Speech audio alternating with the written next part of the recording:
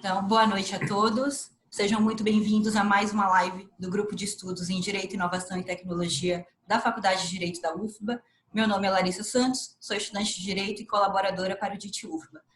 Estamos transmitindo ao vivo para o Brasil pelo Zoom e conectados pelo Facebook. Para aqueles que não possam acompanhar até o final, não se preocupem. Esta live está sendo gravada e será disponibilizada nos nossos canais de comunicação. Convido a todos e todas para visitar o nosso canal no YouTube e o nosso podcast no Spotify. É só buscar DIT UFBA. Acompanhem também nossa programação de lives e informações sobre o grupo em nossas redes sociais e em nosso blog, ditufba.wordpress.com. Em nosso encontro de hoje, discutiremos o uso de novas tecnologias nos registros públicos, com o Dr. Técio Spínola, professor de Direito Civil, o Dr. Augusto Souza de Aras, tabelião do 11º Ofício de Notas de Salvador, e o Dr. Ivan Gessler, professor de Direito Processual Penal, que entrará na live posteriormente em razão de compromissos profissionais. Para moderar o nosso encontro, contamos com o Dr. Marco Aurélio de Castro Júnior, professor e pesquisador da Faculdade de Direito da UFBA e também coordenador do DIT UFBA, para quem eu passo a palavra. Boa noite, professor. Agora é consigo. Boa noite, Larissa. Boa noite aos palestrantes, Dr. Técio Spínola, Dr. Augusto Souza de Aras, e adiante chegará o Dr. Ivan Gessler. Boa noite a todos que estão nos assistindo. Antes de mais nada, eu quero agradecer ao professor João Glicério de Oliveira Filho, que nos cedeu nessa oportunidade o canal dele aqui no Zoom. Nós tivemos um pequeno problema com o nosso canal, que já está sendo solucionado, mas essa sessão, assim que nós pedimos, nos foi muito proveitosa e, portanto, mais uma vez, eu agradeço ao professor doutor João Glicério de Oliveira Filho. Bom, como Larissa já disse, o nosso tema de hoje trata de registro público e a utilização de tecnologias nesse segmento, nessa atividade que é antiga e que, de alguma maneira, parece que tem resistência, com algumas razões, né, para incorporar novas tecnologias aos procedimentos e à forma de registrar, de arquivar, de produzir os atos com efeito jurídico. Mas não sou eu quem vou falar sobre o tema. Né.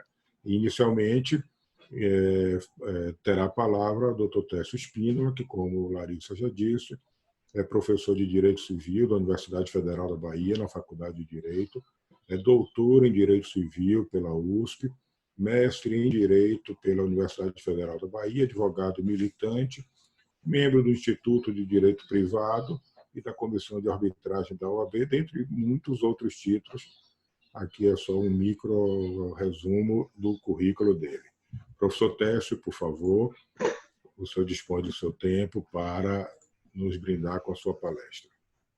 Boa noite a todos. Primeiro, registrar um agradecimento a meu professor da graduação, Marco Aurélio, que é um guia aí na minha vida acadêmica e co-lidera comigo um grupo de pesquisa exatamente sobre blockchain e direito contratual, que vai ser nossa conversa de hoje. Agradecer a João Glicério também por ter disponibilizado o canal, a Larissa, que é sempre muito competente, muito diligente aí na organização de eventos. Saudar também o Dr. Augusto. Vamos conversar aqui hoje. Fiquem muito à vontade também para intervir a qualquer momento da fala. É um bate-papo, é uma conversa aqui sobre um tema que eu gosto muito. Bom, o tema da nossa conversa é o uso da tecnologia blockchain nos registros públicos. A tecnologia blockchain está na moda, sem nenhuma dúvida. Muita gente tem falado sobre blockchain. Até licitações, editais têm previsto, às vezes, verbas para uso da tecnologia blockchain e, às vezes, as pessoas envolvidas nem sabem direito descrever o que é blockchain. Então, a primeira parte de nossa conversa aqui vai ser para ajudar a ficar todo mundo na mesma pauta aqui. A gente vai conversar sobre em que consiste a tecnologia blockchain, quais são os usos principais dela, em que pé está o uso dessa tecnologia no Brasil, e depois a gente vai passar para a segunda parte, que é a parte de registros públicos. Então, é uma parte interessante para falar aqui de um grupo ligado à Universidade Federal da Bahia, porque nós, depois de algum tempo, ano passado, retomamos as aulas na graduação de registros públicos. Acho que até uma boa notícia aqui para dar para o doutor Augusto. Nós retomamos aí com certa regularidade as aulas de imobiliários e registros públicos. No ano passado, eu reabri a matéria. Esse semestre estava sendo dada, antes de suspender as aulas, aí, pela professora Simone, que também é delegatária. Então, a gente está no lugar certo aqui, na instituição certa, para conversar sobre o nosso tema. Bom, quando a gente fala de blockchain, é inevitável, quando alguém pergunta sobre o grupo de pesquisa, mencionar o Bitcoin. Então, as pessoas perguntam, seu grupo de pesquisa é sobre Bitcoin? Não. Bitcoin é apenas um dos muitos usos da blockchain. Bitcoin, na verdade, foi o que gerou a blockchain, mas é uma tecnologia criada para isso, que depois demonstrou ter várias outras funcionalidades. Dentre elas, a possibilidade de ser utilizada nos registros públicos, que é o que a gente vai conversar hoje. Então, o que é a blockchain? A blockchain é um programa, é um servidor como o Windows, é um programa como o Microsoft Word, o Microsoft Excel. A blockchain, ela em si não é nada de sofisticada. É até meio frustrante na hora que a gente conversa o que é a blockchain em si, quando a gente passa com a informação muito simples. A blockchain é uma tecnologia de banco de dados. Se você pensa em guardar dados como alguém que guarda, por exemplo, uma pasta suspensa aqui numa gaveta, alguém que guarda um arquivo, é uma tecnologia de guardar dados, de arquivar coisas. Então, essa tecnologia que está na moda, que tem um nome bacana, blockchain, ela é uma tecnologia para se guardar dados, é uma tecnologia de banco de dados. Agora, o que diferencia tanto essa tecnologia blockchain? Ela é segura. Por que ela é segura? Porque ela faz parte de computação descentralizada. Porque ela usa criptografia. Então, esses dois são os principais fatores para a gente começar a entender a blockchain. A blockchain, ela vai utilizar para registrar qualquer transação que for colocada nesse banco de dados, tecnologia criptográfica. Ou seja, você tem algumas chaves criptográficas, você tem uma forma de embaralhar essas informações, de forma que pessoas não autorizadas não consigam ler. E você ainda vai utilizar outra camada de segurança, que é o uso da computação descentralizada. A tecnologia blockchain, ela não está no meu computador, não está no computador de Marco, não está no computador de Larissa. Ela está, na verdade, um pedacinho no computador de cada pessoa que utiliza aquela blockchain. Você não tem nenhum computador central, nenhum servidor central que um hacker pudesse entrar, pudesse invadir para roubar aquelas informações. Então, isso muda tudo. Você tem camadas de segurança que permitem que não haja nenhuma interceptação daquelas informações. Aquelas informações também são bem difíceis de modificar. E isso vai ser a tônica daqui a pouco para a gente conversar sobre registros públicos. Então, percebam, a gente já tem que a blockchain é uma tecnologia de banco de dados, ela guarda informações, podem ser quaisquer informações.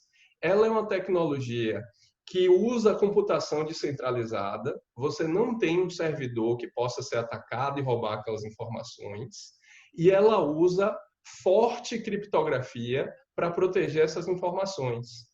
Então, dito isso, já separando um pouquinho a blockchain do Bitcoin, para que não haja uma confusão inicial, a gente fala que a blockchain surgiu, sim, com o Bitcoin. O Bitcoin foi lançado em 2009, depois de passar muito tempo sendo construído por vários programadores, era um projeto colaborativo na internet. E o Bitcoin foi um projeto para ser utilizado como moeda, uma moeda digital. Você tem vários problemas de se utilizar uma moeda digital que o Bitcoin tentou solucionar. um problema essencial é o duplo gasto. Porque, perceba, você não tem uma nota, uma moeda de metal que, no momento que eu pagar alguma coisa, professor Marco, essa moeda sai da minha esfera de patrimônio e passa para a esfera de titularidade dele. Isso não acontece no meio digital. Se eu tenho um arquivo, por exemplo, eu posso mandar esse arquivo para milhares de pessoas e eu não vou perder o arquivo do meu computador. É só informação digital aquilo ali, zeros e um numa lógica de código, e pode ser replicado à vontade. Isso seria um empecilho para se utilizar, por exemplo, arquivos como moeda no meio digital. Então, como é que você endereçou esse problema do duplo gasto para criar uma moeda que foi o Bitcoin? Você se criou uma lógica de programação por trás que ninguém pudesse enganar aquele sistema de forma a gastar o mesmo arquivo, gastar o mesmo código várias vezes. Então, o Bitcoin, na verdade, ele foi gestado durante décadas por pessoas que pensavam como criar um meio de pagamento, como criar uma moeda para o meio digital. O Bitcoin foi pensado até bem atrás pelo movimento que é conhecido até hoje, que chama Cyberpunks. Os Cyberpunks eram ativistas, talvez a gente possa até chamá-los de revolucionários, de pensar como seria um mundo do futuro mais digital. Eles pensavam em um meio de pagamento e tentaram fazer forma de pagamento no iniciozinho da internet, no começo da década de 90, por exemplo, eles tentaram fazer forma de pagamento, mas sem sucesso, porque ainda não haviam pensado numa tecnologia que endereçasse os problemas inerentes a fazer uma moeda funcional. E como é que eles trabalharam isso? Eles trabalharam isso pensando, se depender de um arquivo central, como, por exemplo, nossos e-mails do Gmail estão lá com o Google. Quem utiliza o Outlook, quem utiliza as ferramentas da Microsoft, tem que confiar na Microsoft e seus servidores. Então, eles pensaram assim, se eu tiver que confiar em algum intermediário, minha moeda não vai dar certo. Porque isso é um incentivo muito grande para que pessoas mal intencionadas tentem hackear esse servidor. É um incentivo muito grande para algum funcionário descontente, para alguém que esteja com algum problema lá na área de segurança e TI desses servidores, faça algum desvio dessas moedas digitais. Ninguém vai confiar. Então, como é que a gente faz se a gente não tem escassez dessa moeda? Como as primeiras moedas lá, que sempre estavam ligadas a objetos escassos. Até o sal, por exemplo, na antiguidade, já foi utilizado como moeda por sua escassez. Conchas, depois, mais recentemente, metais, o ouro, a prata. Então, se a gente não tem uma escassez natural em meio digital, como é que a gente faz? A gente cria essa escassez por meio de código. E aí se pensou o seguinte, eu tenho que ter alguma escassez por meio de código, eu não posso confiar em intermediários, porque eles mudariam tudo da moeda, e eu preciso também de algo, então, se eu não tenho intermediário, que eu possa transmitir diretamente de uma pessoa para outra, sem a utilização de nenhuma ferramenta de pagamento. Como todo mundo, por exemplo, está acostumado com o PayPal, com o Mercado Pago. Então, o que se fez? Esses problemas foram gestados na comunidade de pessoas que gostavam disso por muitos anos. E as pessoas começaram a pensar, a dar pequenas soluções de código e a falar assim, nós já vivemos numa época em que determinadas aplicações elas não são mais centralizadas.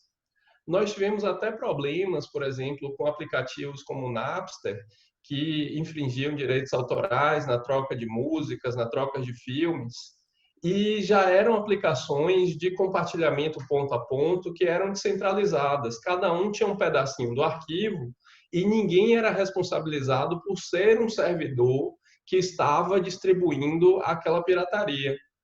Então, você já teve essas iniciativas como o Napster, como o Kazaa também, que foi uma iniciativa de compartilhamento de arquivos descentralizada. Então, a computação descentralizada já não era algo totalmente esquisito. já existiam aplicações práticas.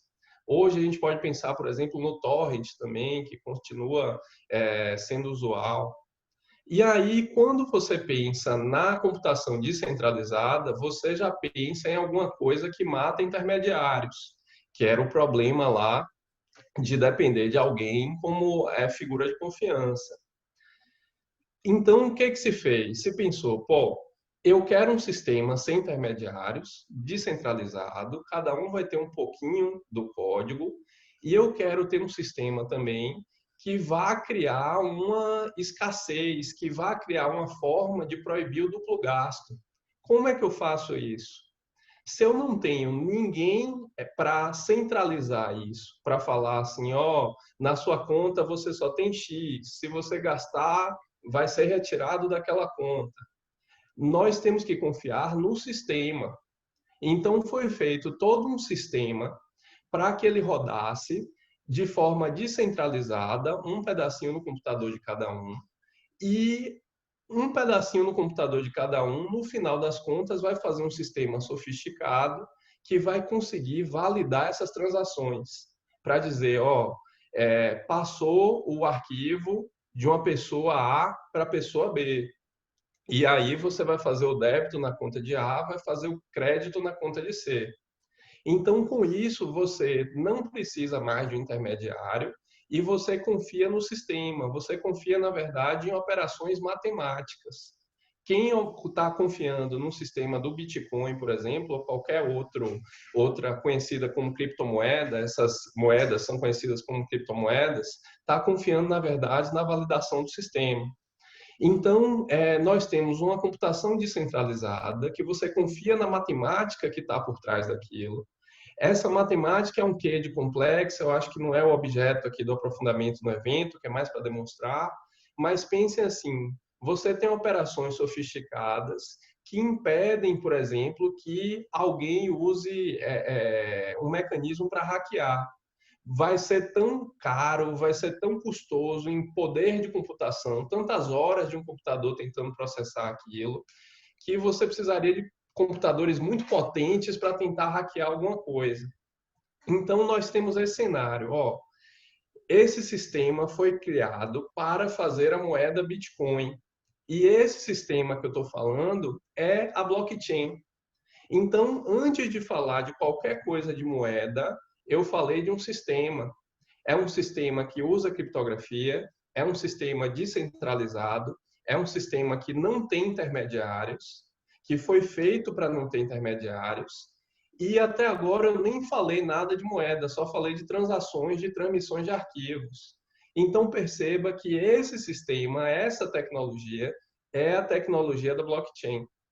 A blockchain é realmente algo inovador nesse sentido, porque você consegue ter um sistema que está rodando em milhares de computadores no mundo e esses computadores, eles em si, vão validar as transações.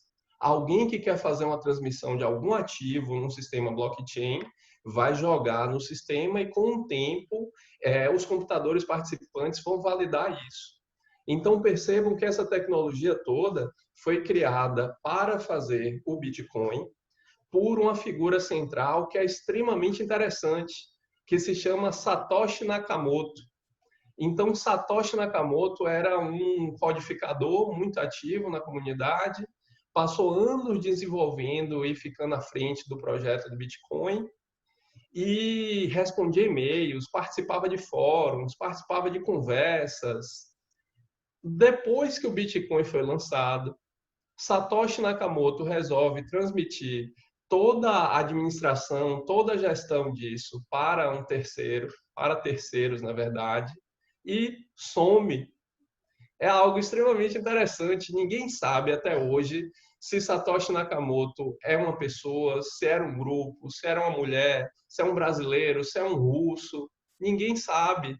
A tecnologia, então, foi liderada por alguém que nós não sabemos quem foi. Isso eu acho que vai ficar até interessante para a palestra de Ivan, que vai falar das repercussões penais. Certamente foi alguém preocupado com o uso que se faria dessa tecnologia e se precaveu em relação a isso. Sendo, com certeza, um mestre na criptografia, ele não deixou rastros. Ninguém conseguiu achar até hoje quem é Satoshi Nakamoto. Ele fez alguns papers, alguns escritos que são conhecidos como white papers, colocando algumas premissas do Bitcoin. Então, percebam, Satoshi Nakamoto e companhia fizeram Bitcoin, que foi lançado em 2009, para ser uma moeda da internet, uma moeda digital. A tecnologia que deu suporte a isso se mostrou muito interessante. Para resolver um problema de anos, eles criaram uma tecnologia que, na verdade, resolvia outros problemas. E aí que começa a entrar na parte mais interessante aqui da nossa conversa, a parte dos usos que não são moeda da blockchain. Essa conversa é muito recente. Nós só temos aplicações de usos que não sejam de moeda para blockchain a partir de 2015. De verdade mesmo, você só tem usos práticos a partir de 2016. Então, nós temos aí, na verdade, uns 4 anos só de aplicação da tecnologia blockchain. O que se começou a perceber, Marco, naquela época, era que a blockchain, na verdade, era uma tecnologia de confiança. Então, eu acho muito feliz um artigo, um livro de Kevin Verbaar, que é The Blockchain and the New Architecture of Trust, Blockchain, a nova arquitetura da confiança, que enxerga na blockchain um sistema de confiança. É a confiança que possibilitou ser utilizada como moeda e é a confiança no sistema e não nas pessoas que usam o sistema que possibilita tantas aplicações como a gente vai começar a conversar agora. Percebam, o Bitcoin, por exemplo, ele permite trocas entre pessoas que não se conhecem absolutamente seguras. Uma vez que o blockchain foi movimentado, não dá para desfazer aquela transação. Então, pense, se é algo que você não consegue desfazer, ou desfazer, na verdade, teria um custo proibitivo, você teria, na verdade, que entrar em mais de 50%, em 51% dos computadores que utilizam aquela rede, hackear eles ao mesmo tempo e modificar aquela informação própria naquele minuto. E mesmo assim, para você trocar essa informação, você teria que ter participado da transação inicial, porque você teria que ter uma das chaves de criptografia. Então, se eu quisesse hackear uma transação feita entre Marco e Larissa, eu não conseguiria nunca, porque eu não tenho como acessar isso. Então, vejam que é virtualmente impossível se você pensar aí das centenas de milhares de computadores que estão na rede blockchain hoje e pensar no poder computacional que essa tecnologia tem e esses computadores todos somados têm, é praticamente impossível na rede da Bitcoin. Então, o que acontece? Você tem a possibilidade de fazer transações com pessoas que você não conhece de forma segura. E isso é perfeito para quem estuda contratos. Em contratos, nós estamos o tempo inteiro nos perguntando, estudando sobre formas de proteger melhor a confiança depositada nas pessoas. Então, a tutela das expectativas, a tutela da confiança, a tutela da boa-fé, por exemplo, de padrões de conduta, tudo isso nós temos aí milênios desenvolvendo desde o direito romano e hoje o direito tributário é tributário disso. E aí o que acontece? Você tem uma tecnologia de arquitetura de confiança, por meio da qual você pode estabelecer qualquer coisa, e não só o vem e vai de moedas. Você pode estabelecer, por exemplo, um contrato de compra e venda numa plataforma blockchain. Agora, óbvio que, por muito tempo, se você quisesse fazer, por exemplo, um contrato de compra e venda na blockchain, você teria que ser um programador. E aí, como pouca gente tem conhecimento sobre isso, um conhecimento extremamente específico, isso era inviabilizado. Por que eu falei que nós só tivemos aplicações a partir de 2015, 2016? Porque foi o surgimento da primeira grande plataforma blockchain, cuja finalidade precípua não era a troca de moedas, é a plataforma Ethereum. A plataforma Ethereum permite que qualquer pessoa com conhecimentos mínimos Claro que precisa conhecer um pouquinho, mas com conhecimentos mínimos de programação e de utilização de sistemas informatizados, consiga fazer várias aplicações. Então, consegue fazer jogos, tem vários jogos hoje que rodam na blockchain. É um jogo que não está rodando em servidor nenhum, está rodando numa plataforma descentralizada. Você consegue fazer contratos que são conhecidos como smart contracts, contratos que só são codificados. A gente vai conversar deles. Você consegue fazer, na verdade, qualquer coisa. E tudo com muita segurança. Por quê? Porque o nome blockchain está ligado a blocos e a chain de cadeia, né? Correia. Quando você corrente, na verdade. Quando você fala sobre esses blocos da blockchain, agora que a gente já entendeu um pouquinho que ela é uma tecnologia de banco de dados, você está falando, na verdade, de períodos de tempo onde essas transações vão ser registradas. É como se fosse um antigo livro que alguém queria registrar, um livro razão, qualquer livro lá, que alguém estava registrando uma determinada informação, e isso vai ligar muito à ideia dos registros públicos, que você, em um determinado período de tempo, registra aquelas transações e aquelas transações vão ser validadas por toda a rede. Um bloco, por exemplo, pode ter 1 minuto de todas as transações feitas no Bitcoin no mundo.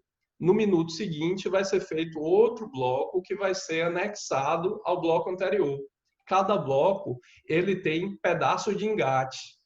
O bloco subsequente tem um pedacinho do bloco anterior, assim como vai ter um pedacinho do final dele que vai ser adicionado ao bloco posterior. Então, uma vez que esses blocos ficam sedimentados nessa rede descentralizada, é praticamente impossível de mudar. E aí, caminhando para a nossa conversa aqui dos registros públicos, caminhando para o finalzinho também do nosso tempo, nós temos a seguinte conversa. É possível tanto fazer contratos que sejam 100% em blockchain, que são os smart contracts. São contratos, na verdade, que ele tem uma proteção jurídica, mas eles são, na verdade, pedaços de código. Você não tem nem como descumprir um smart contract, porque ele é aquele código ali, aquele código vai ser cumprido. Se o código foi programado errado, na verdade não é descumprimento, a pessoa que programou errado, mas o código vai ter a consequência lógica que foi dada a ele. E você pode ter também a utilização da blockchain em contratos que não são digitais, em contratos que não são smart contracts. E isso é o que tem muito a ver com registros públicos. Que percebam, o que a gente precisa nos registros públicos? A gente precisa de segurança. Qual é a função, por exemplo, dos notários e dos registradores? Auxiliar o cidadão a ter a maior segurança possível em seus negócios. Tem gente que fala, por exemplo, que talvez a blockchain um dia sirva para acabar com o cartório. Mas aí a gente vai ver aqui que não, que a atividade notarial, a atividade registral, ela vai permanecer ainda que ela mude completamente de roupagem, como ela faz com o tempo. Meu avô foi tabelião na década provavelmente de 1940, 1950, no interior da Bahia, e a atividade dele era completamente diferente da do Dr. Augusto. As escrituras ele fazia com a letra bonita, lá em Livramento, Nossa Senhora. Então, a atividade notarial, a atividade registral, ela vai modificando, mas sempre na necessidade de ter segurança. E o que é que você ganha com a blockchain, que é a nossa conversa de hoje? Você ganha um sistema informatizado que não pode ser modificado. Uma vez que alguém colocou alguma coisa na blockchain, como a gente conversou, é virtualmente impossível de ser modificado. Então, por exemplo, uma assinatura digital que teve uma conferência numa rede blockchain, há uma confiança do próprio sistema que aquilo ali foi, naquela hora exata, assinado e ficou lá registrado. Então, a gente pode pensar que você tanto tem aplicações disso diretamente para o público que vai utilizar, quanto tem aplicações disso dentro do cartório, que vai lançar um determinado documento para ter o registro da blockchain. para que ninguém depois diga que aquilo ali foi registrado em outro momento. O que a blockchain dá de diferente ao que já se tem hoje? Que hoje já se tem, por exemplo, sistemas informatizados que registram as informações. A blockchain dá essa camada de segurança. A blockchain dá essa inviabilidade de serem modificadas essas informações. Então, quando a gente fala, por exemplo, do que pode ser o futuro a partir da blockchain, nós pensamos em um futuro de segurança, um futuro de uma tecnologia que permite que assinaturas sejam coletadas em meio digital com segurança, um futuro que permite que um documento ele tenha uma cópia integral com validação na blockchain e ninguém tenha que confiar, seja no sistema informatizado do tribunal, seja na fé pública que é dada por lei aos delegatários. Então, você tem uma camada de segurança adicional. Você também tem uma simplificação, por exemplo, da identidade das pessoas.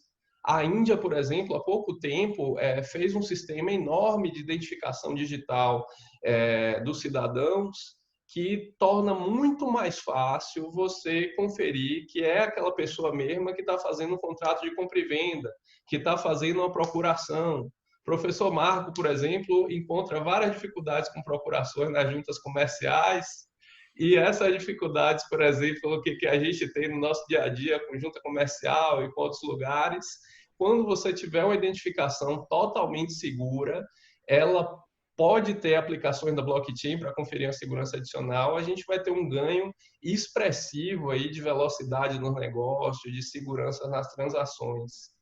Então, a blockchain ela serve isso para dar segurança,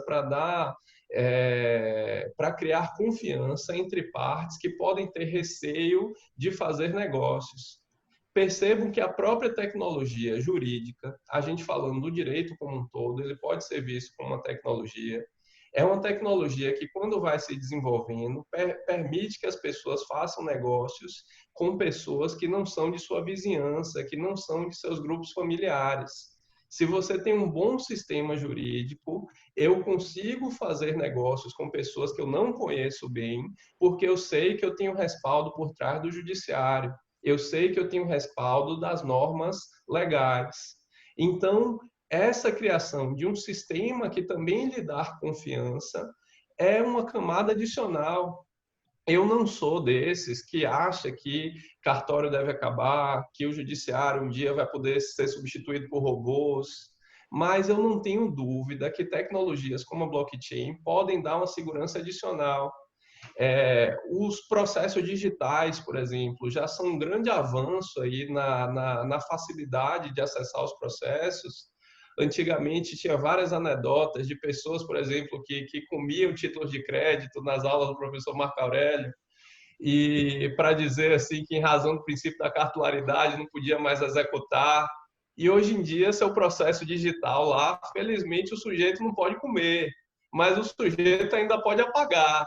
Se tiver alguma forma de hackear todos os sistemas de segurança do tribunal, ele pode fazer.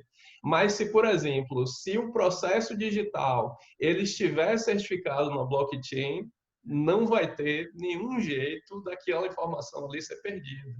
Então, percebam, a blockchain permite que a informação digital permaneça ali, sem o risco de ser apagada. Na atividade notarial, na atividade registral, nós temos até exemplos interessantes aqui na Bahia, na literatura, como Jorge Amado, que contava, por exemplo, dos seguidos incêndios dos cartórios de Ilhéus, quando as pessoas da região tinham conflitos demais e queriam redefinir seus limites. Então, imaginem que mesmo numa situação aí de Velho Oeste ou de Coronel do Cacau,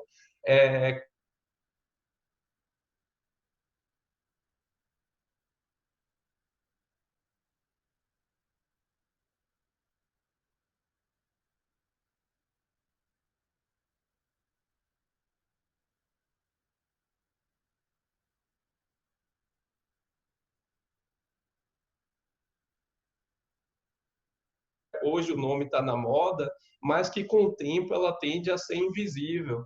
A doutor Augusto utilizar isso nas escrituras e as pessoas nem saberem que por trás daquele procedimento havia a certificação da blockchain. Hoje, nós temos experiência no Brasil já com blockchain em outros lugares do mundo. Nós tivemos já em 2019 uma criança no Rio de Janeiro cuja certidão de nascimento teve um registro na blockchain pela primeira vez. Nós temos alguns cartórios que têm feito alguns registros adicionais na blockchain, têm feito atas notariais que têm a ver com a blockchain, principalmente com professores que tratam desse tema. Foi feita, por exemplo, uma ata notarial para certificar que um professor dessa área de blockchain, ele era aquela pessoa que estava utilizando um determinado login na plataforma Ethereum. E como ele fazia várias transações ali, ele quis certificar isso. E um tabelião certificou. Nós temos hoje uma aplicação muito interessante aqui no estado da Bahia, que é a plataforma Sol, que é a solução online de licitações. É uma plataforma que aqui na Bahia e no Rio Grande do Norte tem sido utilizado para a agricultura familiar, com auxílio da tecnologia blockchain para dar segurança exatamente àquilo. Isso leva, por exemplo, a uma conversa aqui de registros públicos, que eu tenho alguns amigos que militam nessa área do direito administrativo e quando fazem pregão eletrônico, pedem ajuda a um tabelião para que ele faça uma ata notarial do que está acontecendo naquele pregão, para evitar, por exemplo, que você tenha robôs que de 3 em 3 segundos dão um lance diferente, contrariando as regras do edital. Então, caminhando aqui para o encerramento já, gente, a tecnologia blockchain hoje, ela está na moda, todo mundo ouve falar de blockchain, mas ela tende com o tempo a ser inserida em tudo que fazemos. Por exemplo, nossos chassis de carro serem registrados na blockchain, nossas identidades serem registradas na blockchain, nossas assinaturas eletrônicas, nossas escrituras. E com o tempo ela vai ser uma camada de segurança adicional para todo mundo e vai simplesmente se tornar invisível. Penso que o uso da blockchain é esse. Mas assim, ainda é muito prematuro dizermos todas as possibilidades da blockchain. Hoje não é o objeto, por exemplo, da nossa conversa, mas se eu aprendi, por exemplo, direito societário com o professor Marco há alguns bons anos, e nós conversamos assim, que o contrato social entre as partes, em papel, vai ser arquivado na junta. Hoje nós temos até organizações autônomas descentralizadas, contratos sociais que rodam sozinhos em plataforma blockchain, ninguém pode modificar. Tem umas regras lá de votação, tem umas regras do que fazer, e eles rodam sozinhos de forma que nenhum juiz, se quisesse, poderia desligar. É um perigo e, ao mesmo tempo, é algo que atiça a nossa curiosidade, atiça nosso interesse. Então, muito obrigado aí pela audiência de todos e eu devolvo a palavra ao professor Marco. Muito obrigado ao doutor Tércio, professor Tércio, que me faz me sentir mais velho, quando diz que há muitos anos atrás ele foi meu aluno, brilhante aluno, como também foi o professor João Glicério, mais recentemente Larissa. Eu vejo aqui, Tércio, Augusto, João e Larissa, que nós temos companhia de diversas pessoas aqui nos assistindo, magistrados, membros do Ministério Público, e também na pessoa, e agradeço a presença de todos na pessoa do professor Salvador Morales, que é o professor que também vai palestrar no nosso ciclo internacional de palestras. Essa é a segunda reunião que nós temos, que ele está agora participando ativamente desde Valência, na Espanha. Ok?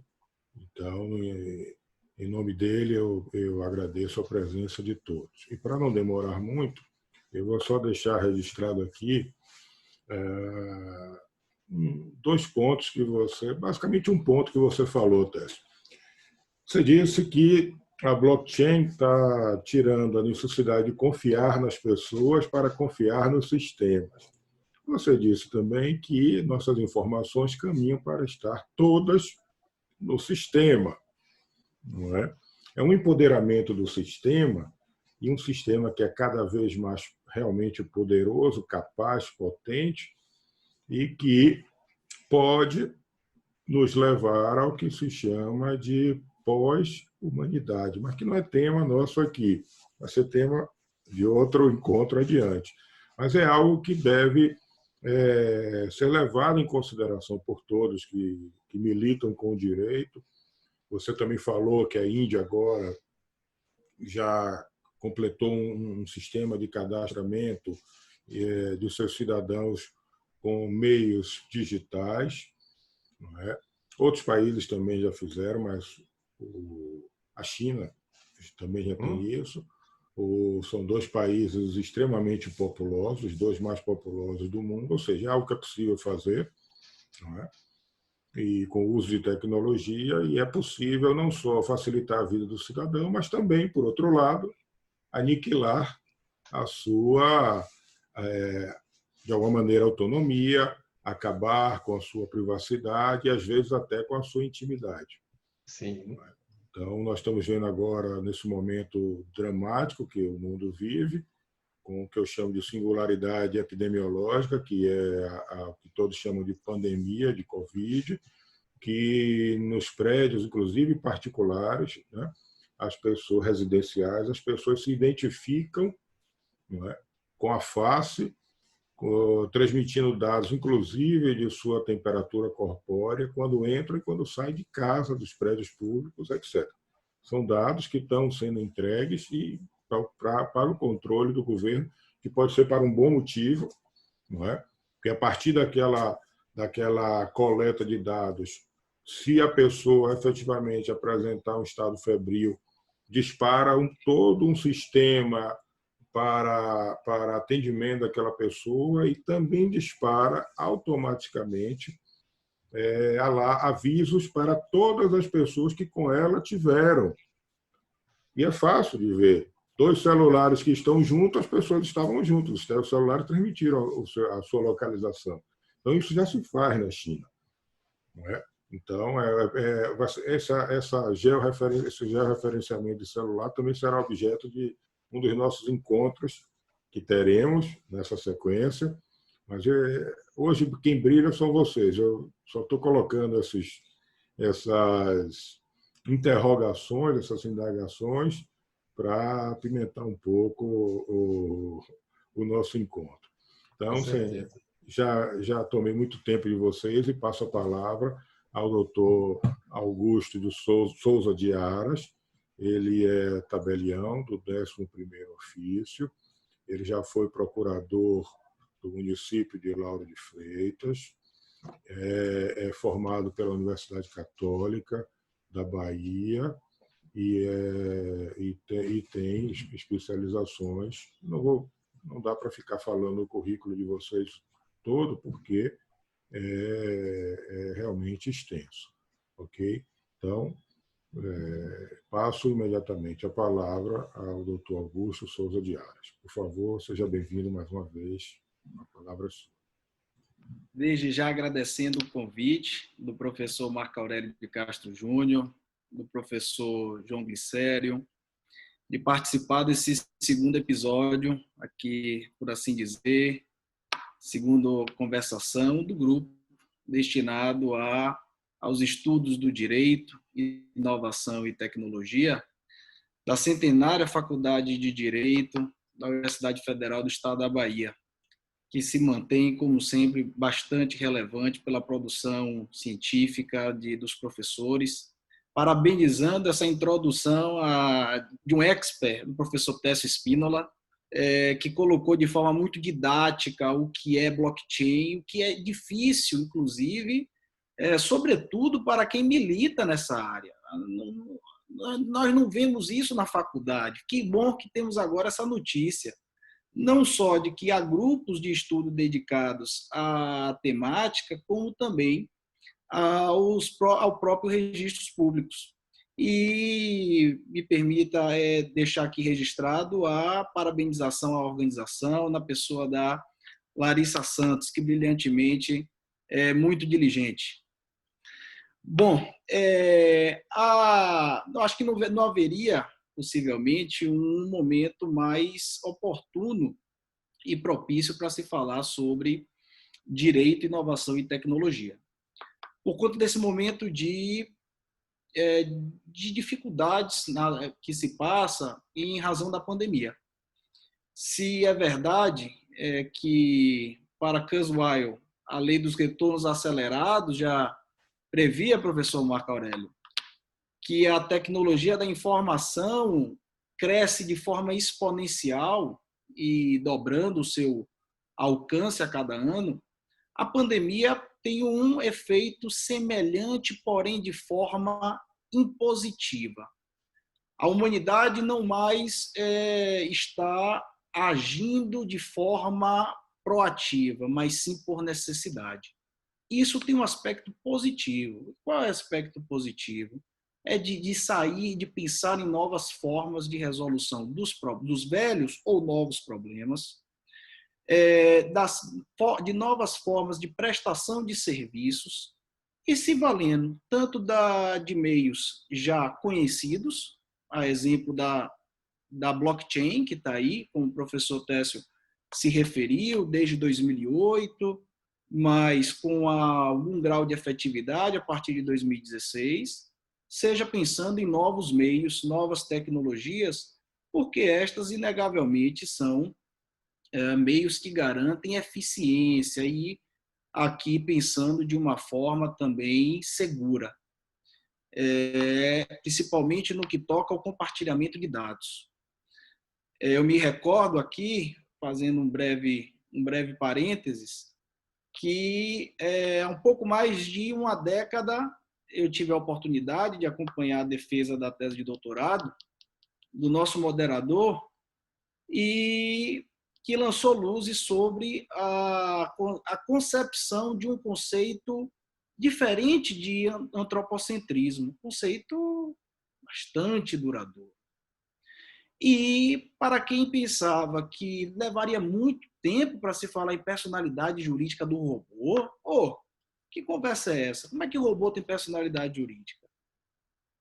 11 anos depois, nós nos deparamos com algumas notícias de que, em Singapura, uma ilha aí, exemplo de tecnologia, 5 milhões e 700 mil habitantes, algo em torno disso, se utiliza de robôs ali em formato que lembra um cão, programados pela Boston Dynamics para exercer o poder de polícia, que é indelegável pelo nosso Estado, quer dizer, a nossa doutrina administrativista, constitucionalista, permite até certo ponto a delegação, mas não do poder de polícia. Quer dizer, e se houver uma necessidade de um robô daquele tomar uma medida drástica para assegurar o distanciamento ali definido entre os cidadãos? Então, veja que a pandemia causa esse efeito de exortar, mais do que exortar, mas impor uma atuação. E essa atuação é muito importante, principalmente quando a gente trata de atividades tão seculares, atividades aí dos registros públicos, que inclusive nasceu lá com a igreja, quer dizer, muito antes, atividade milenar. Então, é preciso compreender as novas formas de tecnologia não como uma forma de tecnofobia, mas sim de entendê-las como uma engrenagem, como uma parte importante do todo. Porque, veja, a atividade notarial, registral, ela vai continuar existindo. E aqui é importante ter em mente, sobretudo aqui no aspecto do notariado, que a gente vai aprofundar nessa conversa, de que o Brasil, por exemplo, adota um sistema chamado de notariado latino, que de origem romano-germânica. E o Brasil é diferente? Não, não é não. O Brasil adota esse sistema que atualmente também é acolhido em 70% do globo terrestre. E significa dizer que é um sistema que, até onde se sabe, não se concebeu um melhor. E por que não se concebeu um melhor? Por alguns aspectos. Dentre eles, o notário é um profissional do direito. Ou seja, aparentemente seria fácil falar, bom, mas é profissional do direito, não é tão simples. Veja-se que, aqui no exemplo dos Estados Unidos da América, lá se adota um modelo de notariado de origem anglo-saxã. E nesse modelo, o notário não necessariamente é um profissional do direito. Tampouco exerce função de controle de legalidade. Ou seja, ele não garante eficiência. Quem quer que compre uma propriedade nos Estados Unidos precisará se valer, sabe do quê? Da contratação de um seguro. Seguro este que é caro, para ter o mínimo de segurança naquela operação. E isso leva a um outro aspecto importante, que também sempre vem à tona. Bom, mas efetivo o custo do Brasil é muito alto para se escriturar, para se registrar. Bom, vamos partir aqui para alguns dados internacionais e estatísticos. No relatório do Doing Business, publicado pelo Banco Mundial, me parece 2015, se verificou que os custos para efetivar uma transação imobiliária no Brasil corresponde a metade de outros países, como Alemanha, Argentina, Austrália, Japão. Ou seja, isso revela que não só em termos de segurança, nós estamos à frente desses países em que, para ser um notário, basta um curso. Para ser notário, em alguns estados da Federação Norte-Americana, basta um curso e uma prova escrita. Nada mais que isso. Por quê? Porque ali se delegou a segurança jurídica para o seguro, mas certamente que alguém vai ter lucro com isso. E, diferentemente no Brasil e nesses outros tantos países que atualmente integram a União do Notariado Latino. Isso é muito importante porque o Brasil pródigo nas suas riquezas de inúmeras diferentes matizes, muitas vezes, e em regra, deixa de realizar transações imobiliárias em razão de algumas dificuldades, não de fim, mas de meio. Porque o que dá trabalho, muitas vezes, é atividade meio. Atividade fim se presume que, se a pessoa está habilitada, ela está preparada para aquilo. E o que é essa atividade meio? É a operacionalização, é a identificação do sujeito, é a verificação da capacidade jurídica, é a colheita da assinatura. Então, nestes aspectos entram as tecnologias. E tecnologia essa, como a blockchain, muito bem aqui tratada de uma forma muito, muito bacana, muito didática e clara pelo professor Técio, que permite, com segurança, referenciar. Cada bloco referencia o que lhe antecede. Ali, por meio da geração de um código numérico, denominado hash, conhecido hash, que é gerado a partir de uma chave encriptografada.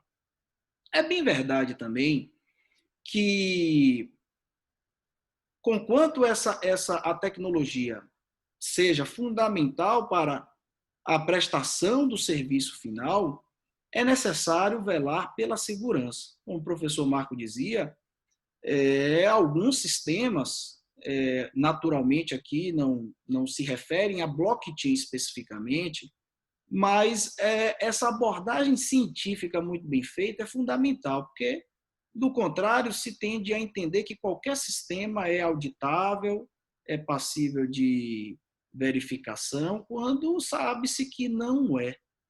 Não é verdade. E, globalmente, se faz muito isso. Quer dizer, é difícil hoje um aeroporto internacional, praticamente todo aeroporto internacional permite o Wi-Fi gratuito. O que é aquilo? Aquilo é uma forma de a pessoa, ao se cadastrar no sistema, ter a grande maioria ali das informações palmilhadas. O governo vai lhe palmilhar ali, independentemente de sua aquiescência, de preencher um determinado termo de responsabilidade. Não. Ele está lhe oferecendo ali uma ferramenta para exercer a sua, adentrar a sua privacidade, a sua intimidade. Bom, em relação aos registros públicos, essas são formas, a utilização das tecnologias é fundamental para superar algum ranço. E esse ranço, naturalmente, está e será superado não somente pela benevolência de notários e registradores, mas porque também não estão ilesos aos efeitos da pandemia. Ora, se a riqueza não circula, não há celebração de negócio jurídico. Se não há lavratura de instrumento público. E, por consequência, também não há registro. Então, note-se que, durante essa pandemia, houve muitos avanços. Houve a possibilidade de lavrar a procuração pública estando uma pessoa na Itália, por exemplo.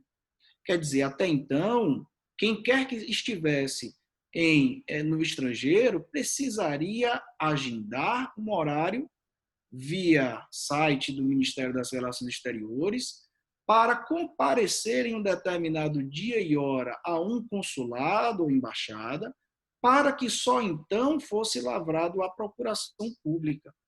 E muitas vezes não alcançava o objetivo, não porque a autoridade consular não tenha fé pública, é assegurado legalmente, mas muitas vezes por não se revestir do conhecimento técnico do dia a dia. Quer dizer, quem lava a procuração pública para vender o imóvel, a identificação do bem, o que vai estar sendo vendido. Então, nesse ponto, a tecnologia é fundamental, porque permite, sobretudo, alcançar um velho objetivo da nossa República Federativa, que é o de garantir desenvolvimento nacional. São formas de garantia do desenvolvimento. Então, partindo para os registros públicos, o que me parece que desde 2001, quando lá foi editada a medida provisória 2200, medida provisória paradigmática, previu-se que os documentos públicos ou particulares produziriam seus regulares efeitos, desde que assinados por meio de certificado digital, emitido no padrão ICP Brasil, de Infraestrutura de Chaves Públicas Brasileira, cujo regramento é conferido por uma autarquia federal, denominada Instituto de Tecnologia da Informação, ou por qualquer outro meio apto a comprovar a autoria e integridade daquele documento. Nessas últimas quase 2 décadas, viu-se que essas autoridades certificadoras, sobretudo as que operam no padrão ICP, fizeram um trabalho relevante. Hoje é difícil, quem quer que tenha interesse, ter dificuldade em comparecer a um ponto de autoridade certificadora e ali ter emitido o seu certificado digital. Mas qual é a dificuldade? 2 dificuldades.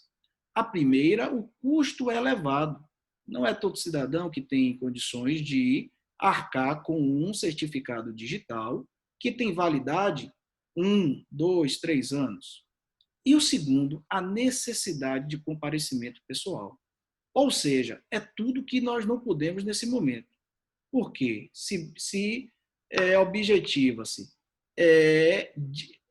estancar a disseminação do coronavírus, quer dizer, quanto menos circulação, mais apropriado é. Então, veja que o que aconteceu ao longo de 18 anos? Apenas, aqui de um modo geral, 2 categorias, em regra, dispõem de certificado digital. Carreiras jurídica ou contábil. Nada além disso, professor. Então, quer dizer, 2 décadas aproximadamente se passaram e pouco se avançou. E como há males que vêm para o bem, por assim dizer, durante esse período de pandemia houve avanços. Quais foram os avanços? Alguns relevantes. O primeiro deles foi uma medida provisória que permitiu a renovação de certificados digitais por aquelas autoridades que operam no modelo, no padrão ICP Brasil, à distância, remotamente. Para isso, se faz por meio de uma sessão de videoconferência, cujo conteúdo fica ali armazenado. Ou seja, já foi um avanço significativo. Por quê? Porque já houve o reconhecimento da identidade da pessoa. Bom, a par desse avanço aplicável lá às autoridades certificadoras do padrão ICP Brasil, houve também avanços relativamente aos registros públicos de um modo geral. A partir de uma medida, de um regramento vanguardista que iniciou no âmbito de Santa Catarina e que posteriormente foi reproduzido em outros 9 estados, inclusive na Bahia, houve a possibilidade também de lavratura de atos notariais eletrônicos, valendo-se de semelhante regramento, semelhante sistemática. Ou seja, o reconhecimento da identidade do usuário é realizado por meio, seja-se já previamente com eventual firma aberta no cartório, seja por meio da videoconferência. Aquela videoconferência será gravada em áudio e vídeo, fica armazenado para que eventual impugnação seja dirimida com aquele conteúdo. Bom, entretanto, era uma medida que, em algum ponto, avançava, alcançava o objetivo, mas que ainda não resguardava a segurança das informações, que muito bem tratou o professor Técio. Por quê? Porque não se sabe só vai se armazenar onde. Bom, para isso, com esse objetivo, na última semana, último dia 26 de maio, a Corregedoria Nacional de Justiça editou o provimento número 100 para disciplinar os atos notariais eletrônicos. E o fez com alguns meios que permitem essa segurança. Por exemplo, previu-se que os atos notariais eletrônicos serão necessariamente realizados por uma plataforma exclusiva, denominada e-notariado. Essa plataforma é mantida pelo Colégio Notarial do Brasil, Conselho Federal, que, por sua vez, é quem alimenta o bloco Gênese, com as instruções e as informações que certificarão os blocos que lhe sucedem. Bom, e a partir daí, essa plataforma se utiliza de tecnologia blockchain, justamente em razão dessa segurança que o professor Técio muito bem tratou, ali denominada de Notarchain, ou seja, só mudou o nome, a tecnologia é blockchain.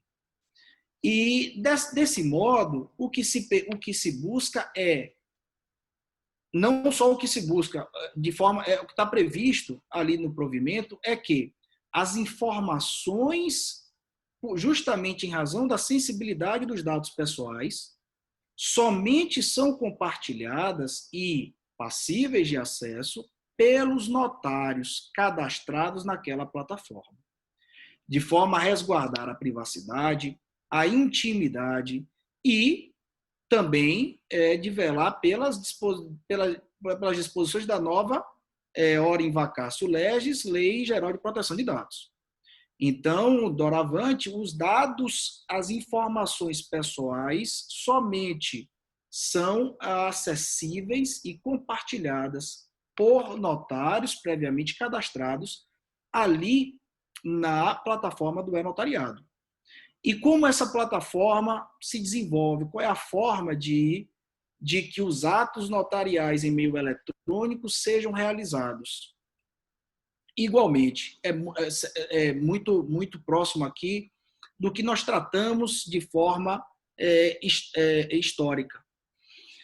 Por meio de videoconferência, bom, o primeiro passo, na verdade, antes da videoconferência, é realizada a identificação do sujeito. Durante esse período de pandemia, para se evitar o comparecimento pessoal do usuário ao tabelionato de notas, lembrando aqui que o notário, ao se cadastrar na plataforma e-notariado, ele passa a ser uma autoridade certificadora. E, a partir desse momento, ele pode emitir um certificado digital notarizado, por meio do qual o usuário vai subscrever aquela determinada procuração pública, ata notarial ou escritura pública. Durante esse período de pandemia, permite-se, por exemplo, como se fazer a identificação de um usuário que não vai comparecer naturalmente ao cartório. Bom, e entram algumas bases de dados oficiais. É possível que aquela verificação da identidade seja realizada por meio de um sistema que é oportunizado a todos pelo Serviço de Processamento de Dados. A Serpro, uma empresa pública de capital subscrita integralmente pela União, gerencia as informações em âmbito federal e oportuniza um serviço a qualquer cidadão, a um custo módico, a verificação da identidade com base em fotografia e padrão de assinatura, me parece que custa R$ 1,99, algo desse sentido. Após o qual a Serpro faz o cruzamento de dados ali com base na Receita Federal, no Denatran, Ministério da Economia, e obtém uma resposta de forma probabilística, ou seja, uma probabilidade em tantos por cento de que aquela pessoa realmente é ela. De forma que fica superado com algum grau de segurança, já que essas informações são colhidas em base oficial, todos os cadastros oficiais, o reconhecimento da identidade do sujeito. Bom, e a partir daí, então, pessoa uma vez habilitada, dotada do seu certificado digital notarizado, é então designada a sessão de videoconferência. Aberta a sessão, realizada a leitura integral do ato, acolhida a manifestação de vontade dos comparecentes, que manifestam aceitação ou não, eventualmente faz alguma alteração naquele momento, e, em seguida, encerra-se o ato, todos assinando com o seu certificado. E qual é um ponto importante aqui do certificado? É que esse certificado digital notarizado não tem custo. Então, veja que houve um avanço. Esse certificado digital notarizado é instalado diretamente no smartphone. Hoje é difícil uma pessoa não ter smartphone. Hoje é por exclusão. Quem não tem, e não mais como outrora. Então, veja-se que é uma forma de operacionalizar os registros, aqui nesse caso, a lavratura dos atos notariais, de uma forma sem maior dificuldade ou custo ao usuário. Esse é um meio que passa agora a ser implementado, materializado, e que seguramente o será, porque a lição está aprendida, não se esperará por um novo acontecimento para se tomar, para se avançar, de modo que alcançará esse objetivo de permitir, de conferir a eficiência do serviço notarial. Então, esses aspectos são extremamente importantes. O outro aspecto também que é interessante diz respeito às atas notariais. Então, suponha, e hoje, infelizmente, é muito comum, uma determinada publicação ofensiva propagada pela Rede Mundial de Computadores e que é publicada no sábado, às 14 horas. Bom, sábado às 14 horas é um dia que todo mundo sabe, não útil, tabelionato de notas não funciona. Mas o ofendido, com natural receio da mensagem ser apagada ou da publicação, precisa fazer a prova, precisa se certificar antes que seja apagado e não deixe rastro. Bom, e como é que se faz essa prova? É possível desde já fazer essa prova se valendo de uma tecnologia segura da blockchain. Mediante a certificação a blockchain permite, em suma, certificar a autoria do documento produzido e a respectiva data e horário. Ou seja, uma vez certificado que aquele momento, a ata notarial está transmitida por meio da plataforma que se utiliza da blockchain, no primeiro dia útil subsequente, o notário vai então aferir, verificar ali se, 2 pontos. Primeiro, se aquele conteúdo ofensivo permanece publicado. E aqui entra um aspecto importante que a gente vai se dando conta de que é uma bobagem dizer que blockchain vai substituir cartório. Não vejo dessa forma, sinceramente. O notário vai certificar o quê? Se aquela publicação está no ar, quantas visualizações foi realizado? Se aquele conteúdo ofensivo mereceu comentários. Por que a relevância disso? Porque certamente o magistrado vai levar em consideração no momento de quantificar os danos por ocasião da liquidação de sentença. Então, veja-se que tem relevância a atividade notarial, ainda que a pessoa, o usuário, já tenha certificado aquele conteúdo. Então, são formas de permitir essa verificação. Estou aqui aberto, professor, aos questionamentos eventuais. Vou passar a palavra por conta do nosso horário.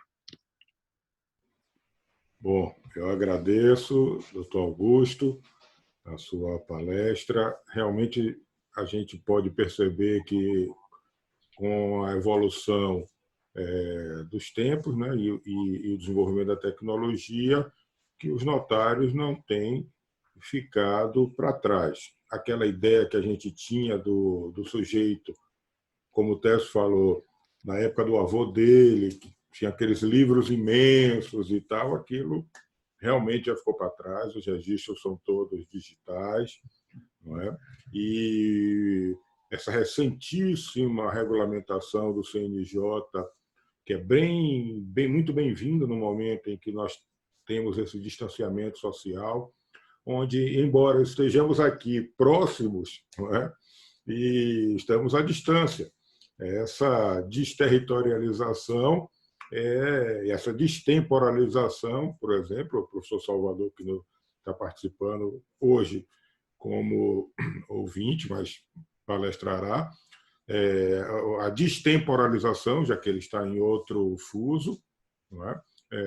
Nota. E essa desmaterialização também, porque nós não estamos aqui uns com os outros fisicamente presentes. Então, essa é a nota, e isso foi precipitado pela singularidade epidemiológica. Eu queria só deixar aqui anotado dois temas aqui. Enquanto o senhor falava, eu fui anotando. Por exemplo, hoje já existe regulamentação para as assembleias, recentíssima também, as assembleias das companhias fechadas. Nós temos regulamentação agora também bem recente para as companhias abertas e para as limitadas também. Quer dizer, hoje é possível fazer essas assembleias ou mistas, híbridas, como diz a norma, ou virtuais, não é? Só de alguns ajustes, porque, claro, precisa de atender alguns requisitos técnicos também, não é? Mas isso já é possível. E aí nós pensamos como se dá o registro dessas assembleias, das atas dessas assembleias, que é um ponto interessante. Outra coisa também, pronto, estamos aqui agora, todos nós participando desse evento, e indago também, para que a gente possa depois tratar desse tema aí, o senhor tocou no assunto da ata notarial, não é? Que poderia, portanto, registrar com segurança, não é? Com a segurança que se espera dos registros públicos, uma ata notarial, por exemplo, dessas nossas conversas aqui, dessa nossa palestra. São 2 pontos que eu deixo aí anotados e também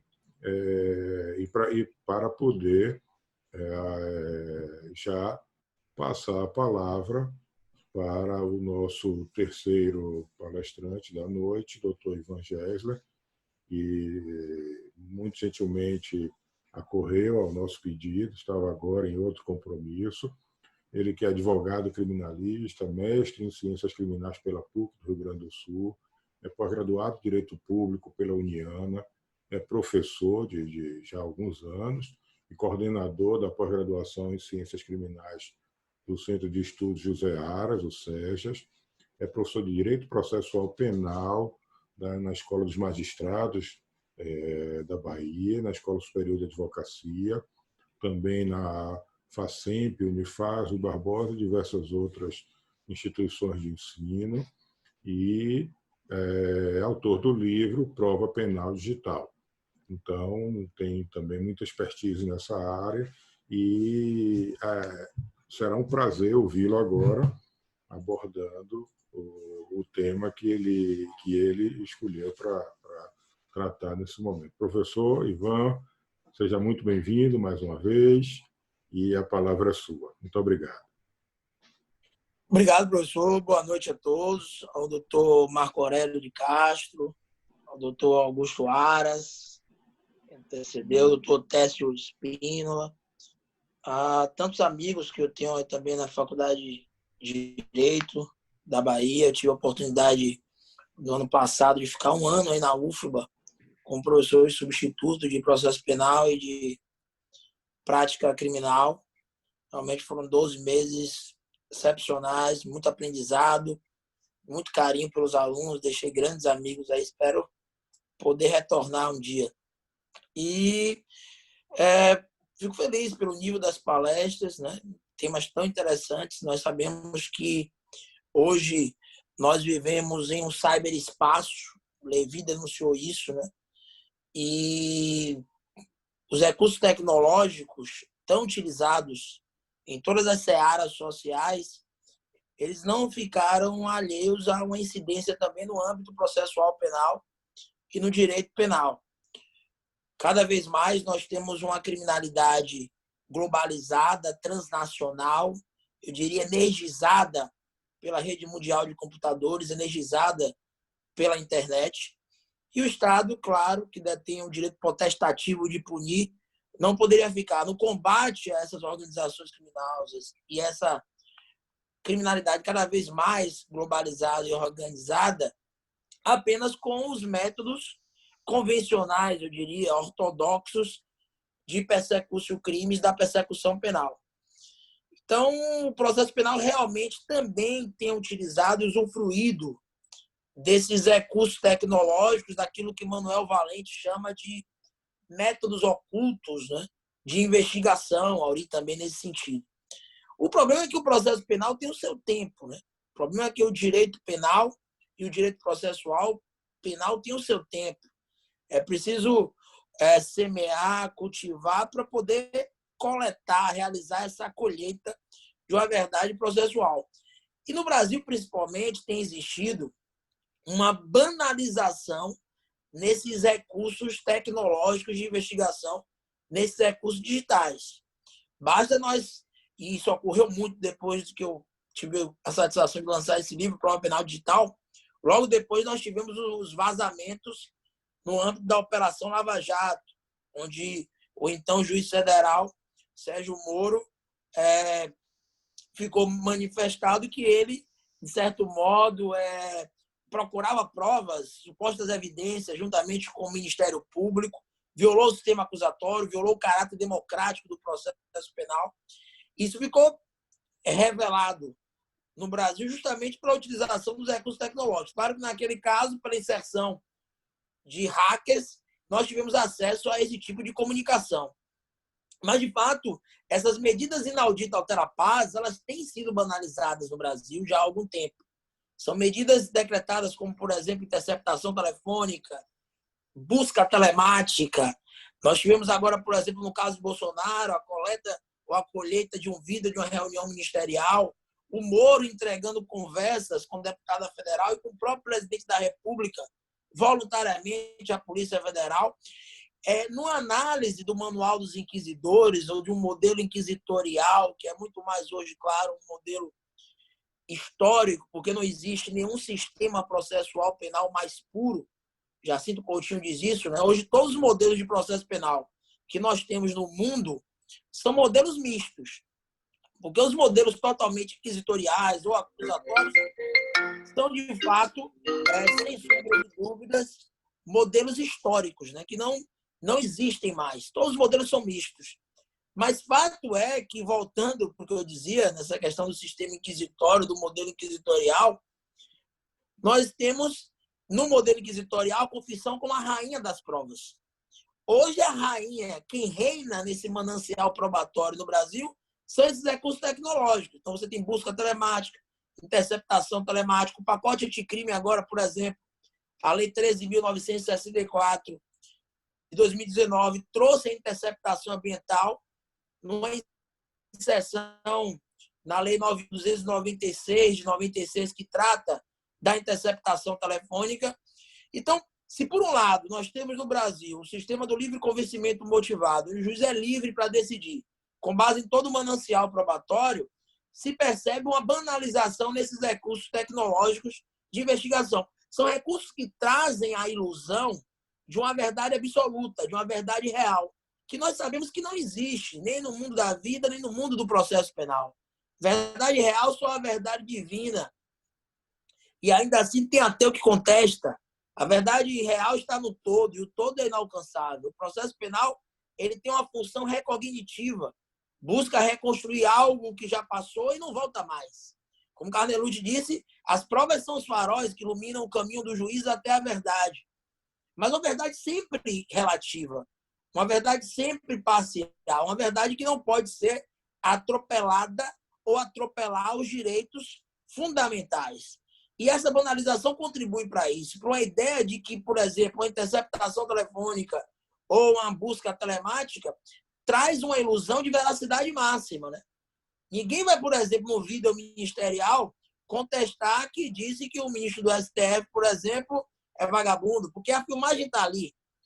Ou numa conversa coletada, numa interceptação, num áudio coletado, numa conversa telemática, ninguém vai dizer que aquela voz não é sua. Eu não vou dizer que a voz não é minha, porque realmente há essa ilusão de que os recursos tecnológicos trazem uma verdade real.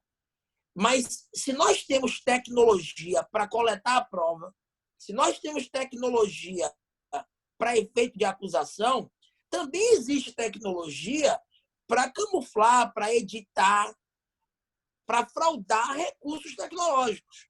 Então, outro dia, por exemplo, Dória, governador de São Paulo, colocaram a imagem dele num motel com mulheres, e ele disse: olha, esse aí não sou eu. Essa fotografia foi editada. Você tem sítios eletrônicos na internet que colocam qualquer pessoa para cantar bem. Na operação, por exemplo, nós tivemos já, no caso, o Amarildo, no Rio de Janeiro, eu cito no meu livro, ficou comprovado que um delegado tinha editado uma interceptação telefônica para colocar a responsabilidade, no caso Amarildo, para supostos traficantes, que não foram os responsáveis pelo desaparecimento do mesmo. Então, por mais que exista tecnologia e que ela tem que ser utilizada na persecução penal, é preciso entender também que o mérito de uma interceptação telefônica, de uma interceptação telemática, de uma busca telemática, ele pode ser atacado. O mérito pode ser atacado porque, de fato, pode existir também tecnologia para camuflar esses recursos tecnológicos. No caso Temer, por exemplo, nós vimos um bilionário comprando um gravador por R$20 para gravar o presidente da República em seu gabinete. Na conversa coletada, nós tivemos mais de 50 níveis de desvirtuamento ou de desnivelamentos que revelaram a quebra da cadeia de custódia das provas. Então, aquilo pode ser contestado. Temer diz, olha, mantém isso aí, mas mantém o quê?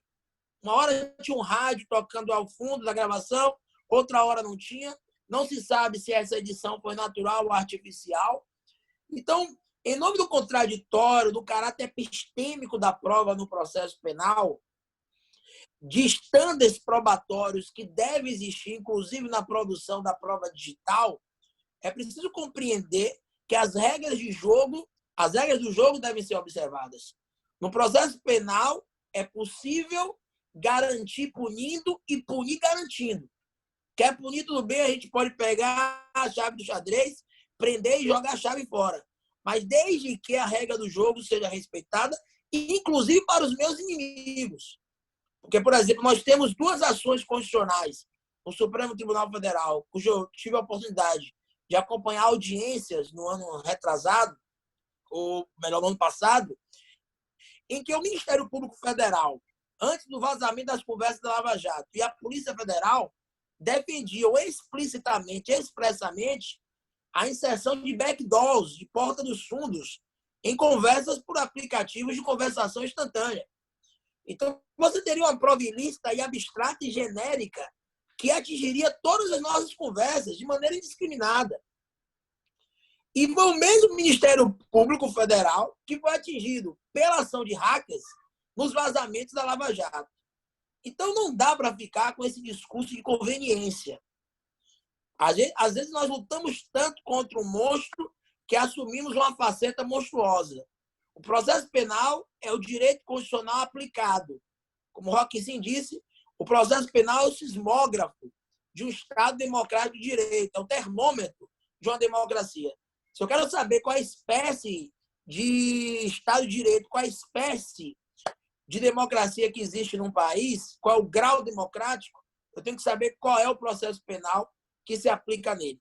E, atualmente, realmente, o senso comum teórico tem defendido uma flexibilização dessas regras do jogo, principalmente no tocante à produção probatória. Porque, por exemplo, quando o Moro decretava interceptações telefônicas ou telemáticas no bojo da Lava Jato, ele, óbvio, não fazia uma seletividade contra as mensagens que seriam inseridas nos autos.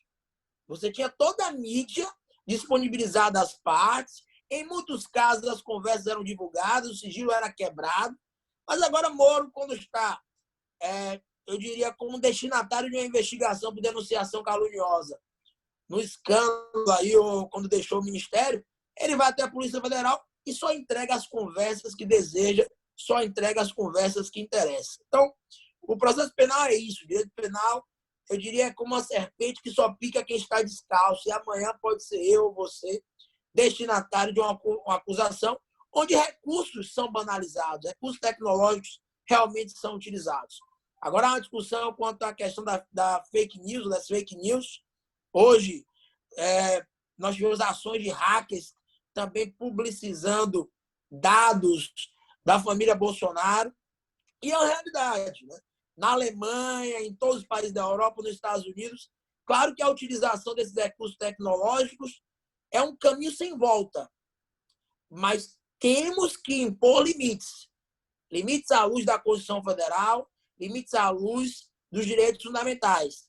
Então, por exemplo, recentemente o STJ considerou prova ilícita o espelhamento de aparelhos telefônicos. O sujeito teve uma busca e apreensão de um aparelho telefônico, a polícia apreendeu o telefone do sujeito, colocou um aplicativo, como, por exemplo, cavalo de Troia, no aparelho do indivíduo, e devolveu o aparelho ao investigado. O investigado, a partir dali, travava mensagens com outras pessoas e a Polícia Federal tinha acesso ao melhor dos dois mundos, tanto as conversas já armazenadas, as conversas passadas, quanto aquelas que estavam no fluxo, com instantaneidade, aquelas do futuro que o sujeito ainda iria travar e que estava travando. Então, é a Polícia Federal dominando o passado, o presente e o futuro. O nosso nobre líder aí, que está conduzindo, por exemplo, o seminário, falava um pouco sobre a destemporalização, né? E o que nós vemos hoje é isso, né? Nós não nos contentamos mais com o que está escrito. Nós queremos ver vídeos, nós queremos ter tudo de maneira instantânea. A nadificação do presente é a entropia falada por Osh. O que se tem hoje, de fato, é uma banalização do tempo, né? E essa relação entre o tempo e o direito, claro, é muito importante. O tempo temporaliza o direito. O direito ao mesmo tempo, juridiciza o tempo. Essa relação é indissociável. Mas nós não podemos admitir, ao mesmo tempo, um processo penal fast food, um processo penal que banalize esses recursos tecnológicos. Nesse caso que eu citei, o STJ, então, entendeu que a prova deveria ser considerada ilícita por ausência de previsão legal específica para o espelhamento de compartimentos telefônicos, que é um grande problema que se tem no Brasil também. Nós temos um ordenamento penal, um ordenamento processual penal, que é uma grande coxa de retalhos, né? Aí na UFBA, por exemplo, conduzindo doutorado, nós temos o professor Sebastião Mello, que tem uma obra que trata dos mini sistemas penais, e ele cita muito isso. Não há uma codificação por inteira no Brasil. E quando você analisa o ordenamento como um todo, há uma série de contradições, às vezes dentro de uma própria lei. Então, por mais que exista uma liberdade na produção probatória no Brasil, as pessoas devem entender que no direito processual penal não se pode fazer tudo. No direito penal tem o princípio da legalidade estrita, tem a necessidade, tem a tipicidade, você tem a taxatividade, mas no processo penal as pessoas não querem respeitar as regras do jogo, querem atropelar direitos fundamentais, porque não sabem ou esquecem que o processo penal, na verdade, não é um instrumento para o Estado poder punir. O processo penal é um instrumento anticonhecimento. Essa é a essência, como diz Geraldo Prado, do processo penal.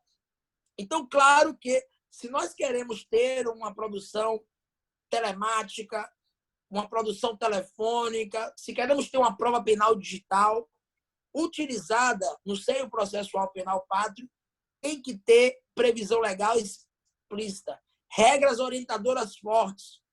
Por exemplo, em 2014, nós tivemos o Marco Civil da Internet, que Bolsonaro outro dia até disse que defendeu à época o Marco Civil da Internet. Tem que saber em quais termos, né, essa defesa foi feita. Mas fato é que o Marco Civil da Internet, por exemplo, ele admitiu, ou melhor, exigiu ordem judicial para a colheita de dados, de conteúdos armazenados em compartimentos eletrônicos. Então, para essa hipótese, não tenho que aplicar a lei de interceptações telefônicas, mas sim o Marco Civil da Internet. Só que o Marco Civil da Internet impôs isso e não disse qual é o prazo. Se eu vou coletar, por exemplo, comunicações que estão na caixa de entrada de um e-mail, essas comunicações podem ser ad eterno. Eu posso, por exemplo, coletar comunicações travadas há 10 anos atrás, e o direito ao esquecimento que você tem, por exemplo, no direito civil, e eu defendi a aplicação no âmbito processual penal também no meu livro. O Marco Civil não fala quais são os requisitos dessa decisão judicial, não fala quem pode representar, não traz um catálogo de crimes. Então, não há realmente uma regra orientadora forte para algumas provas digitais que alguns tentam aplicar no âmbito processual penal. Agora, o Supremo discute, por exemplo, a possibilidade de bloqueio do WhatsApp, quando juízes, por exemplo, ou melhor, quando o Facebook e o WhatsApp não entregarem conteúdo de conversas em acusações penais, principalmente no bojo de organizações criminosas. Só que o Facebook e o WhatsApp disseram, olha, a gente utiliza criptografia forte. Só quem tem a chave desses cadeados são os interlocutores. E aí o Ministério Público Federal e a Polícia Federal defenderam o quê? Não, vamos fazer o seguinte, deixe de usar essa criptografia forte. É como se eu chegasse para um matemático e dissesse, volta só a fazer conta 1 mais 1 igual a 2, e esquece dos cálculos matemáticos mais aprofundados. Quer dizer, é realmente uma argumentação infantil. Porque há essa ideia de que hoje só dá para punir com os métodos ocultos de investigação. Mas o problema é que no processo penal, forma é garantia e a gente tem que respeitar as regras do jogo.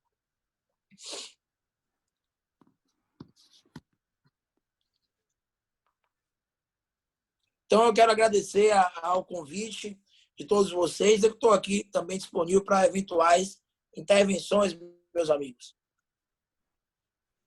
Muito obrigado, doutor Ivan Gessler.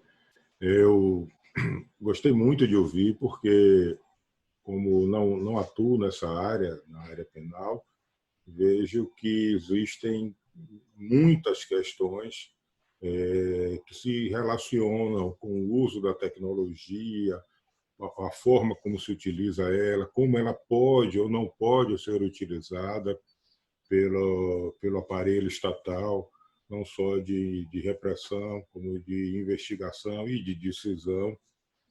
Mas eu fiquei muito satisfeito de ouvir essas considerações e essas vamos dizer assim, questões que precisam ser resolvidas e que, evidentemente, o serão a seu tempo. Bom,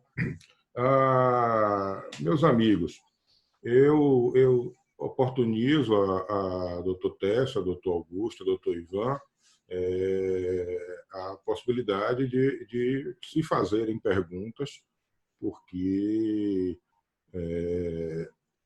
as 3 palestras foram muito interessantes. Eu tenho as minhas anotadas aqui. Então, como são os palestrantes, os grandes, vamos dizer assim, atores aqui, eu oportunizo aos senhores para que, querendo, possam fazer perguntas uns aos outros. Por favor, eu vou começar pela mesma ordem que nós iniciamos, com o doutor Técio. O senhor tem alguma indicação, alguma indagação para os demais palestrantes? Tenho sim. Imaginei. Tenho várias. Vamos escolher um aqui. Doutor Augusto, o que você acha aí dessa Notarchain? Eu estava pensando, por exemplo, por que a OAB não tomou um papel de protagonismo aí, por exemplo, para fazer alguma coisa em paralelo, para, por exemplo, oportunizar que os advogados, documentos privados, não documentos públicos, utilizassem certificado digital, utilizassem alguma ferramenta para, por exemplo, construir uma alteração de contrato social, alguma coisa assim. Até o professor Salvador Morales, aí no nosso chat, ele contribuiu aí dizendo dos sistemas LexNet e Mercúrio, que é adotado por advogados e notários na Espanha. E eu acho que é uma experiência interessante, porque eles têm, desde 2014, o regulamento da União Europeia 910, que ele trata algo até que nós dois estávamos falando, que trata tanto de assinaturas eletrônicas, de modo geral, pode ser uma assinatura de um certificado notarial agora, digital, certificado em blockchain, como uma startup que chama Original My tem feito, aqui no Brasil ICP, que já tem alguns anos. Então, essa experiência deles é interessante, que ele trata de assinatura eletrônica, e a outra parte tratada nesse regulamento é serviços de confiança. Serviços de confiança para atuar cada vez mais em transações eletrônicas. Então, essa parte, assim, que você estava falando, que o coronavírus, a pandemia, eu acho que funcionou muito assim como um head de inovação para todo mundo, para o empresariado. Por exemplo, a MRV deu show aí, fazendo transações 100% digitais, para os tribunais, para o CNJ, fazer o provimento 100 da terça-feira passada. Então, eu queria lhe ouvir mais sobre isso. O que é que você acha dessa integração assim, entre advogados, notários, fazer documentos públicos em paralelo aos privados? Pergunta extremamente relevante. O que se percebe é que ficou o timoneiro, muitas vezes, perdeu o time. Então, esse time chegou por imposição do destino, do momento. Então, veja, a OAB me parece que já passou do tempo. Quer dizer, é factível exigir que, em regra, o estagiário, porque o advogado não vai, vá lá, protocolize, arquive aqui, meu filho, a alteração contratual da sociedade de advogados. Agora tem que ser em papel. Um outro dado que também sempre me chamou a atenção é acerca dos sistemas. Enquanto fui advogado, até 3 anos atrás, tinha inúmeras dificuldades. Ora era a SAGE, ora era a PJE, Ave Maria. O computador todo dia tinha que ligar para a tecnologia de informação, TI. Pelo amor de Deus, me ajude aqui, como é que faz isso? Isso é algo sério, porque volta e meia o CNJ tem que eventualmente determinar que se adote uma eventual forma de peticionamento, sendo que só divide. É ruim para o jurisdicionado, é ruim para o profissional que atua ali diariamente, é ruim para o magistrado que precisa lidar com sistemas diferentes. Então, quer dizer, seja por meio da blockchain ou outro mecanismo que se assegure segurança, por que não? As ferramentas estão dadas, o agente catalisador está aí. Quer dizer, imaginar que, vamos supor, a partir do dia 15, segundo algumas notícias dizem, haverá o retorno gradual da atividade jurisdicional aí de uma forma presencial, difícil, porque, veja, no âmbito do tribunal, em regra, há sexagenários em uma maior quantidade, quer dizer, vai expor. Então, também, ou seja, é algo que levará algum tempo. Nesse ínter, o que me parece é que nessa esteira aqui a gente conversou da necessidade de se materializar, se efetivar. Porque, exato, como o professor Ivan Gessler disse muito bem, a gente respeita a Constituição porque a gente também quer ser respeitado, com a via de mão dupla. Então, ao assim proceder, a gente está assegurando aquela inovação à tecnologia que, salvo engano, está lá no 218 e pouca gente lê, quer dizer, não tem maior relevância. Mas também, se não fosse importante, não estaria na lei maior. Exatamente. Então, não tenho dúvida que é chegado o momento de inúmeros órgãos como um todo, de sistematizar essas regras. E aqui, pegando um gancho, já passando para a pergunta ao professor Ivan, que tive a oportunidade de ler a produção sólida da prova no meio digital, e muito sólida, e o que me parece também aqui em relação às atas notariais, um vácuo legislativo tremendo. Quer dizer, até 2015, quando entrou em vigor o novo CPC, a ata notarial já existia, mas como meio ali de prova atípico, ainda não havia caído no gosto. Após 2015, houve uma forma de prestar aquele serviço prete à porta. Então, quer dizer, a gosto do freguês, o que não é o que se espera. E por que isso? Porque, em razão de uma ausência de um regramento normativo, em regra, o usuário quer que seja objeto da ata notarial aquilo que lhe beneficia, mas o que lhe prejudica deixa de fora. E aquilo vai certamente criar uma dificuldade no destinatário da prova, que em regra é o magistrado, mas não foi certificado, certificou pela metade.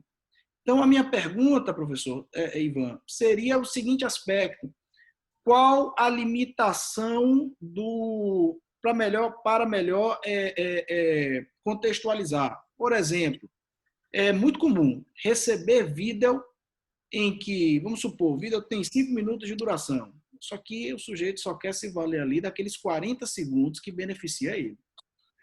Ou seja, não tem contexto, o vídeo está descontextualizado, na minha visão é inidôneo, porque você não pode colher ali a manifestação, você não sabe o que houve antes ou depois, enfim.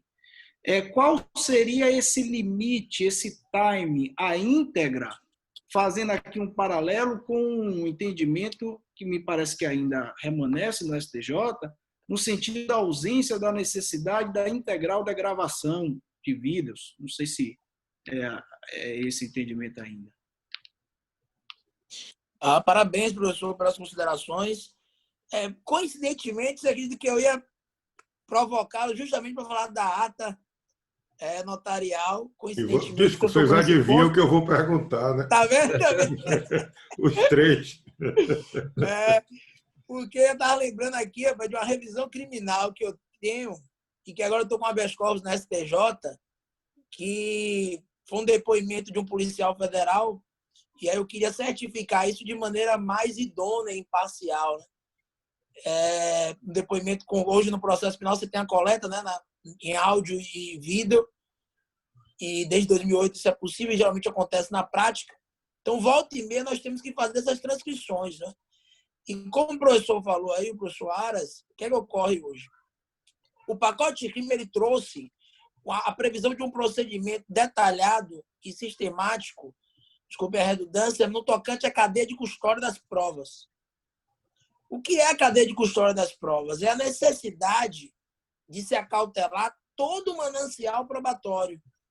E não aquilo, por exemplo, que o Ministério Público ou a acusação entende que tem pertinência temática para a defesa, pertinência temática para o processo criminal, para a persecução penal. Então, por exemplo, nós tivemos já grandes operações no Brasil.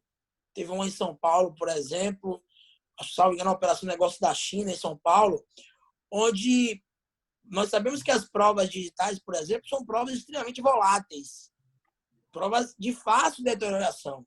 Se eu vou fazer uma busca e apreensão, toco no mouse de um computador, eu já posso, eventualmente, contaminar aquela prova.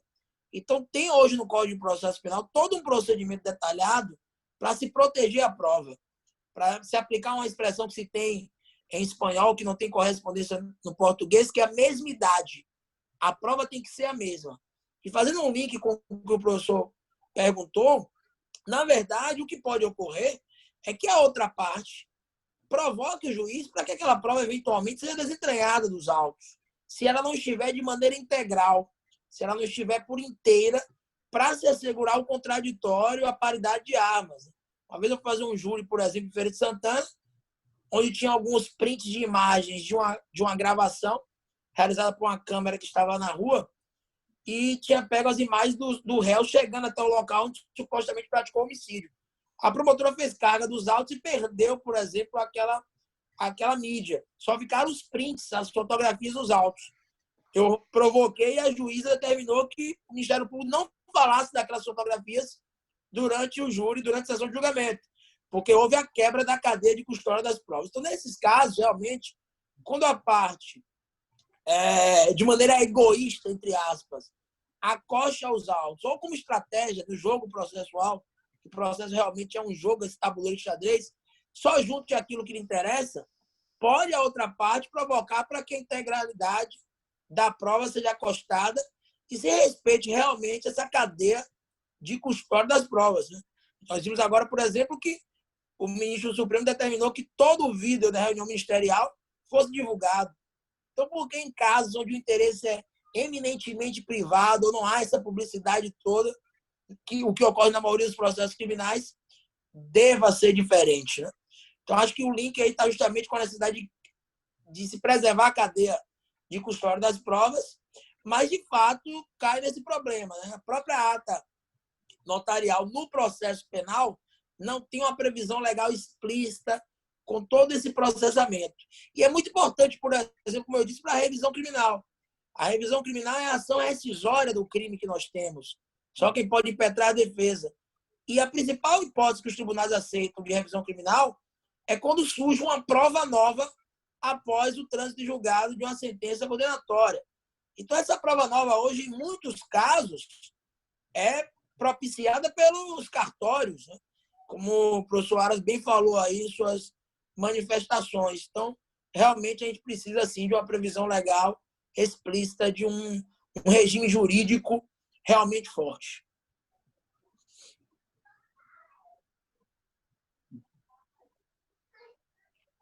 Professor Marcos, Marco o assunto está Aurélio. fechado.